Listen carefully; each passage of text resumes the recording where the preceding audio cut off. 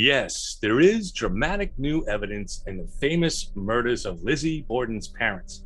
Hi, I'm Kevin Lenahan, producer of Yellow Cottage Tales. I think you'll enjoy what we've put together. This new evidence was unearthed by diligent researchers at the Lizzie Borden Society Forum. However, old assumptions about the case are making these researchers slow to process what they found. In our new six-part series hosted by Tom Fost, we present the evidence to you, and we give you an analysis which we think for the first time in a century will change the way the world looks at this mystery. We'll show you a killer hiding in plain sight, someone who had been in the house on a number of occasions before the murders, so knew the house, someone who had killed before, probably killed a lot, someone who was present in the house on the day of the murders for a lengthy time, someone who may have killed again after the Bordens. You'll find yourself asking why no one has ever shined the spotlight on him before, since he's standing there in the crowd like a big red flag. Wait till you see the new evidence. Please check it out in the new series. Do you like true crime? Do you especially like unsolved crimes? Maybe you like the challenge of absorbing the details of a case and seeing if you can come up with your own solution. And maybe, just maybe, you're the kind of person that's willing to think a little outside the box. Good, because that's often what is needed in unsolved cases. The Borden murders have tantalized us for 120 years because the evidence suggests Lizzie was the only one that had the opportunity to commit the crime, while at the same time, it seems impossible that she could have committed the crime. It's important to study this case because there are lessons to be learned that can be applied to other unsolved cases. Many of the ideas we have about these cases are just plain wrong. We all have them. It's only once you research a large number of cases that you start to see that some of our beliefs just don't reflect the reality. Take the Lizzie Borden case. Lizzie killed her stepmother with about 20 hatchet blows to the back of the head. Other than the first blow, which was a glancing blow above the ear, each blow was by itself enough to be fatal. An hour or so later, her husband Andrew was killed with a similar number of blows, in his case to the face. The left side of his skull was utterly destroyed, and again, every blow would have been fatal on its own. Investigators at the time reasoned that the savage number of blows meant the killings were extremely personal, that the killer must have been filled with rage and hatred towards the victims. The savagery of the attack was taken as evidence that this was not the work of an intruder, what we would now call a serial killer, but rather of someone inside the family. Most Borden experts still buy into this argument, but it's wrong, completely wrong. Once you start looking into the work of other serial killers, people that kill for pleasure, you see that savage excess is actually the norm. If there are no circumstances hurrying a serial killer, such as someone nearby who might overhear things, the killer will kill in an ecstatic frenzy of violence. And sadly, there are many, many other axe murders that we can compare this to. It seems most Borden murder experts have failed to do that. Bill James has an excellent book on what he calls the killer from the train. An avid researcher, James documents a series of axe murders a couple of decades after the Borden murders. He's found these in reports of old newspapers, reports that had been mostly lost until he dug them up. He convincingly theorizes that a serial killer traveling the country's rail system got off in small towns and killed victims inside their homes. There were a lot of unique indications that tell us that this was the work of a single killer. For example, the windows and mirrors were always strangely covered by the killer after doing his work, as were the faces of the victims. The killer always seemed to strike around midnight. He was patient and meticulous and in no hurry to leave after the killings. At the same time, he utterly destroyed his victims. Usually using the flat end of the axe, he struck over and over, mashing their heads into a pulp. It's not at all unusual for these kinds of killers to display such emotional savagery. 6 days before the trial of Lizzie Borden was to begin, a young housewife named Bertha Manchester was also savagely hacked to death. In Fall River, no less, the same town where the Bordens were killed. Manchester was also struck in the face more than 20 times, just like the Bordens. An immigrant from Portugal was convicted of the crime. Robbery was said to be the motive. But there are questions whether they convicted an innocent man, or if he was indeed the killer. Was robbery actually his primary motive? Supposedly he took some coins off the woman and later used these to buy shoes. He's not a suspect in the Borden murders. He wasn't even in the country at the time. But the case serves to highlight how little we know about the mindset of killers. He certainly didn't need to unleash such destruction on the woman to steal some coins.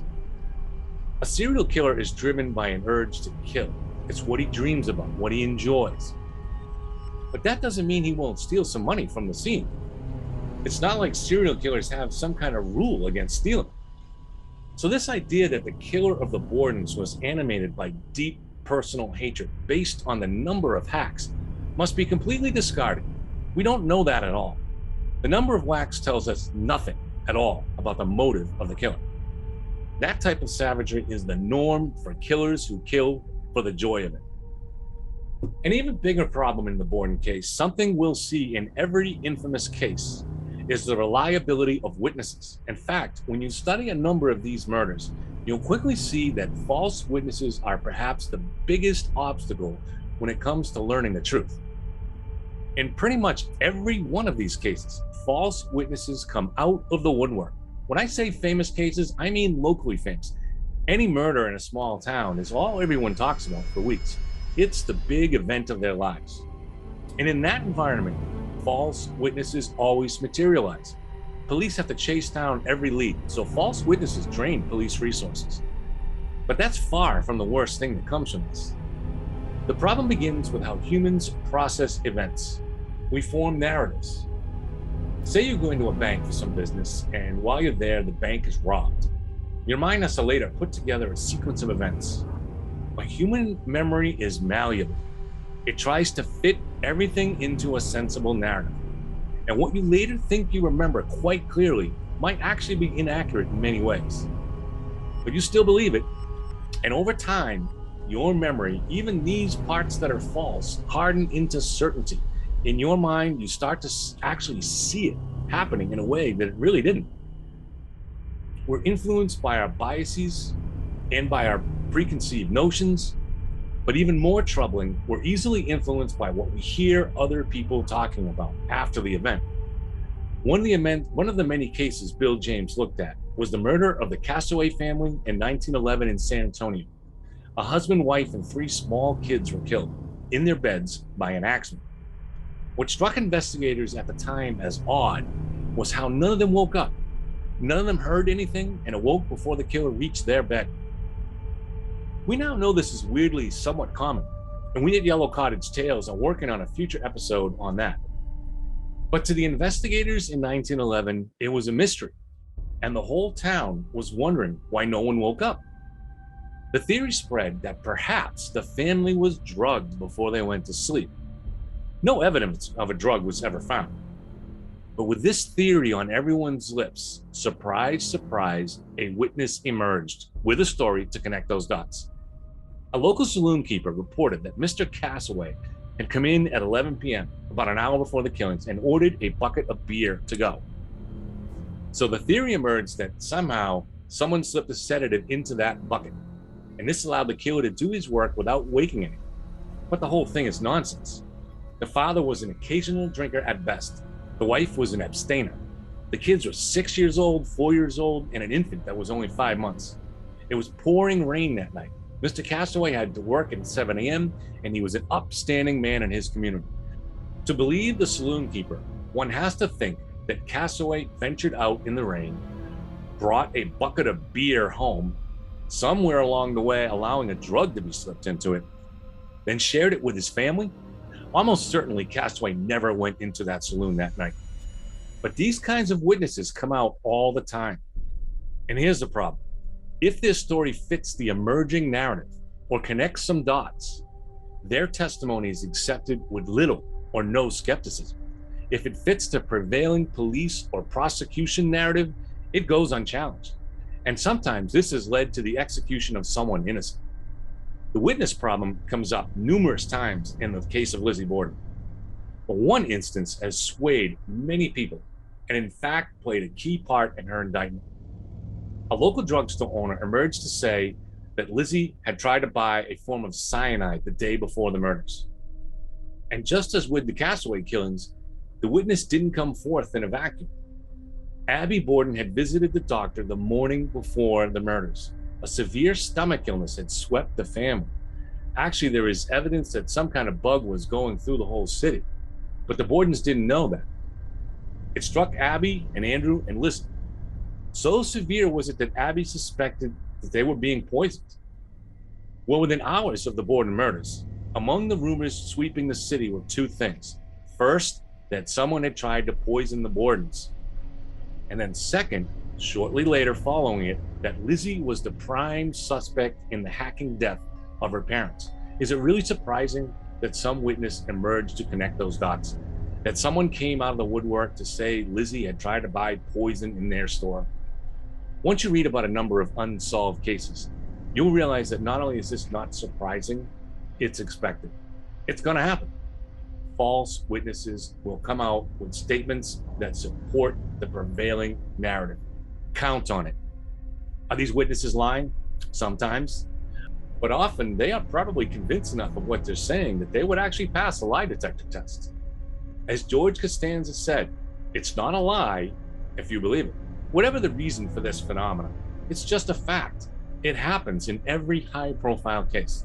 So witness testimony that's not backed by physical evidence should be highly suspect. Take it with a grain of salt. Another reason people conclude Lizzie did the crime is because it's hard to imagine anyone else having the opportunity to kill Abby, wait around, then kill Andrew, and get into and out of the house unseen. This is absolutely a huge problem for any intruder theory. But when we look at serial killers, the evidence shows they are extremely patient. They watch their victims for a long time from attics or barns or even closets. For the serial killer, this stalking is half the fun. In the famous axe murders in Valeska, Iowa, a lot of cigarette ashes were found in the attic, suggesting the killer had watched for a long time. Any killer observing the Bordens for a short period would quickly note the side door. During summer, it was protected by only a screen door. The Bordens tried to keep this latched most of the time, but not always. And any kid with a magazine can open a latch. We're not proposing this is what happened. What we're saying is that when confronted by two seemingly impossible things, that Lizzie had to have done it and yet could not have, you have to look at evidence in new ways. The new evidence we're going to show you points to a killer hiding in plain sight. As I said, someone who evidence shows likely had killed before, perhaps killed many, and who probably killed again after this. Someone who had been in the house on previous occasions, who knew the layout, someone who was inside the house that very day for a long time. But there are other questions we've been willing to ask that no one else has been asked before. For example, the famous note Lizzie claimed someone sent Abby summoning her to help a sick friend. No note was ever found. And despite an offered reward, no one ever came forward to admitting sending for Abby. If Lizzie lied about the note, it certainly implies guilt of some sort. But here's what no one else has asked. Could someone else other than Lizzie have invented the note story? Could Lizzie herself have been duped? If the request for aid was a fiction, was there another person that could have been behind it? We asked that question, and it leads to surprising possibilities. Another question we asked, one that no one else seems to have asked, concerns the locked front door. The front door had an outside key lock and an inside one.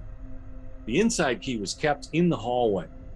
The inside key lock would normally only be used at the end of the night when everyone was home. The purpose of an inside key is either to prevent someone from picking the lock from outside or from coming in with their key. You wouldn't normally use it unless everyone was home. But that morning, when Andrew returned from downtown, the door was fully locked. He couldn't get in. The maid, Bridget, had to let him in with using the inside key that they kept in the hallway. Everyone has concluded that it must have been Lizzie that locked that door this strange way that morning, because Abby was lying dead upstairs, and Lizzie didn't want Andrew to come in go upstairs, and discover this before she could finish him off. This theory actually makes about as much sense as the Castaway bucket of beer theory. The Borden house had a weird setup. The family slept on the second floor. Bridget, the maid, slept in the attic. The second floor was divided into two distinct halves, and a locked door, locked from both sides, divided these halves. So Abby and Andrew used the back stairs to reach their bedrooms. Bridget also used the back stairs to reach her room in the attic, while Lizzie and Emma used the front stairs to reach their rooms. The guest room was near the girls' rooms and was also reached by the front stairs. Abby was killed in the guest room, so Andrew never would have gone up those front stairs. He never had a reason to. And the girls maintained their own rooms, not the maid. Only his daughters used that front side of the second floor, other than the guest room. But who else might have locked the front door that morning in this very unusual way?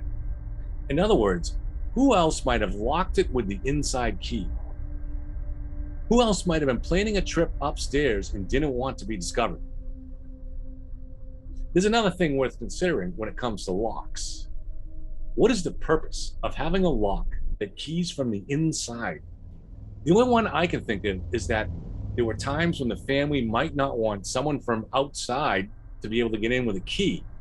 For instance, everyone is at home, so you use the inside key to make sure someone else with a key can't get in. See where I'm going with this? Who outside the family might have had a key? And if you'll pardon the pun, that question might just unlock the whole mystery here.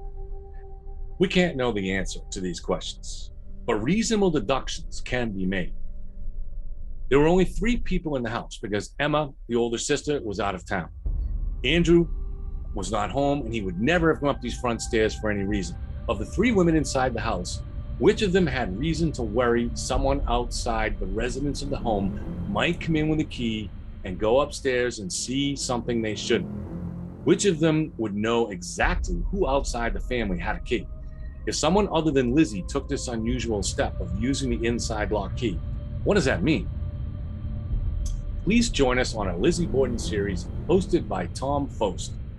We'll explore all of these things and lead you to some shocking conclusions. Join the discussion below. Keep it friendly. This is all just for fun. Anyone involved with the Borden murders has been dead many years. Finally, even if you disagree with us sometimes, please be generous and click subscribe. We have multiple writers and narrators on our team working to come up with material we hope you'll enjoy. Your support means everything to us.